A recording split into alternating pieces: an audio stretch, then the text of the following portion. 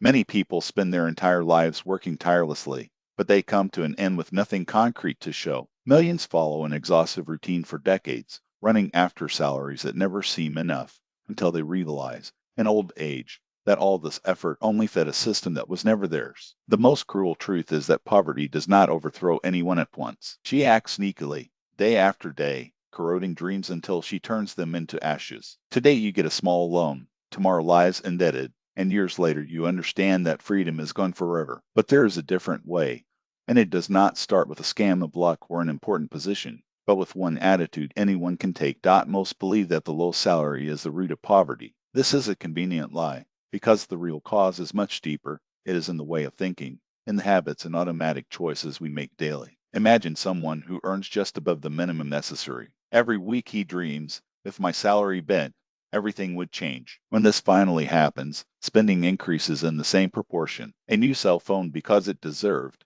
a credit trip because everyone does, small excesses to feel valued. In a month, it is in zero again. It is a vicious cycle. Each income increase is consumed even before it is used. Within us there is a pattern of spending today, confident that tomorrow will bring more, but tomorrow comes with debt, not with wealth. And old wisdom teaches that those who do not know how to manage the little will never receive much. Poverty is not just a lack of money, it is a lifestyle, a repeated mental program. Modern psychologists confirm this. Our brain tends to prioritize rapid and emotional decisions instead of deep reflections. When we are tired or want immediate pleasure, the choice is always to spend now. This instant mentality maintains millions imprisoned in debt. You blame the circumstances, but in fact you are the victim of an invisible web of small decisions that gradually immobilize it. Take a test. If your salary folded today, what would you do? Would you buy something new, travel, or invest in something that would bring freedom in the future? Most choose the first option. That is why poverty persists. Jewish tradition teaches that the essential is not how much you have,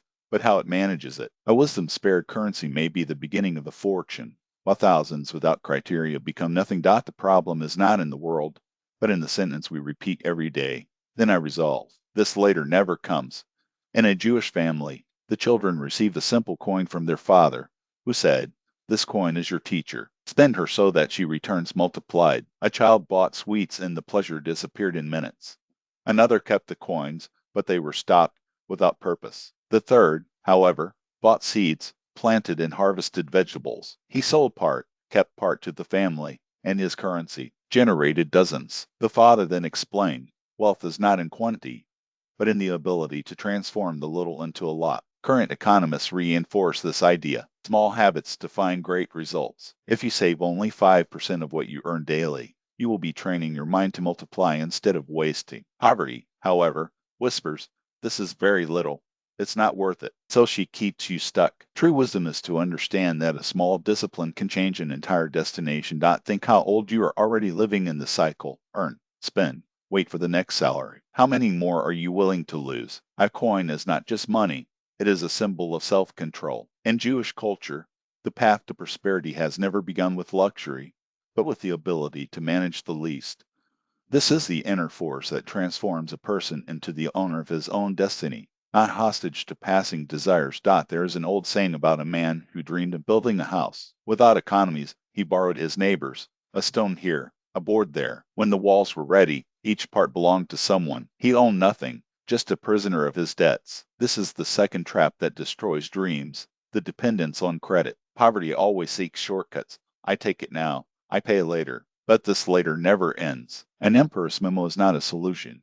It is a chain that you put yourself around your neck. Ancient wisdom teaches it is better to sleep on the floor of your own home than in a soft bed that is not yours. This is not comfort, but an inner freedom, because debt steals the most valuable, tranquility. Modern studies prove that when we are exhausted, we seek easy exits. Credit looks like the solution, but in fact it takes away the power of choice. It's like changing tomorrow's freedom for an illusion of happiness today. How many times have you thought, I'll just get this loan, then get everything? How many times this later turned more debts? This is the cycle of poverty. Remember, wealth does not start with how much you earn, but how much you keep. If all your money goes to the bank, you do not work for yourself, but to build the assets of others. The principle is simple. Don't spend what you don't have yet. Learn to live with what you have and grow the little. This develops the discipline that transforms a person into architect of his own future. not a slave to promises. It doesn't mean never to use credit, but never become hostage to him. The loan may be a tool, but poverty turns it into addiction. Ask yourself now, how many years of your life have been given to banks? How much more is it willing to offer? Each time it says yes to a credit for something superfluous, it is saying no to your freedom. But if you say no unnecessary debt, you will be saying yes to control of your own destination. There was a tailor who, every day, woke up at the same time, sat on the machine, and sewed a single pair of pants. The neighbors laughed. Why do I work so much? Sew faster. Take orders in large quantities. He just smiled and answered, slowly goes in the distance. Years later, that same tailor owned a prosperous workshop, while those who ran after easy money had failed for a long time. The silent discipline had built its empire. The third trap that keeps people in poverty is precisely the lack of discipline. The poor live in cycles.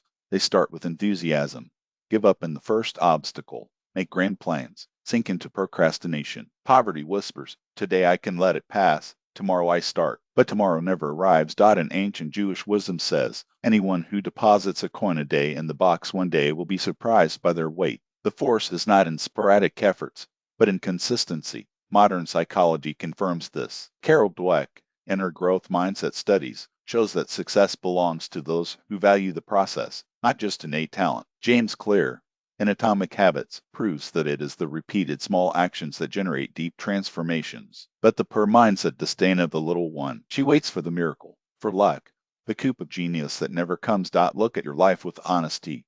How many projects have you abandoned in half? How many ideas died because you haven't endured the first difficult months? This is what separates the rich from the poor. The rich keep the way even when the wind is opposite.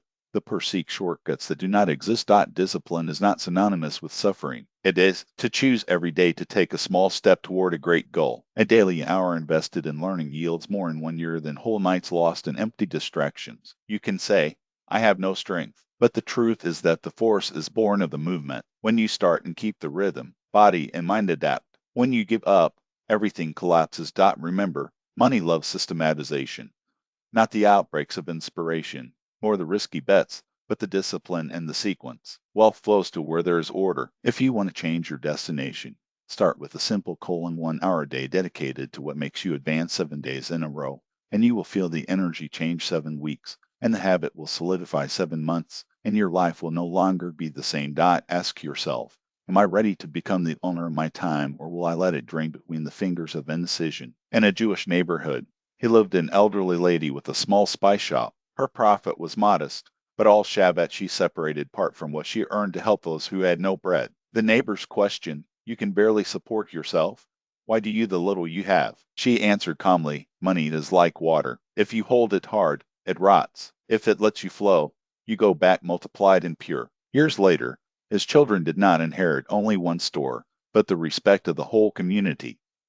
The business grew because people knew there would not only find goods, but support and confidence. Generosity has transformed a small trade into a legacy. The fourth trap of poverty is the pursuit, the sick fear of sharing. The poor think, if I give a coin, I will be even poorer. The rich understand that investing, dividing, and helping builds ties, reputation, and opportunities, and this is worth more than money. In the Jewish tradition, there is the principle of Maser tithing. It's not just a religious law, but a deep psychology. When you donate a part, you are declaring that you control money, not the other way around. You free yourself from the fear of scarcity. Modern research proves generous people are more successful. Why? Because they create networks of trust. As Morgan Housel wrote, money are not numbers, they are relationships. When people realize that you not only take it, but it also gives it, they approach naturally. No, the poor fight for crumbs, who will pay for coffee. The rich solve issues with larger gestures, so their energy is free for larger things. Generosity is not just money. It can be time,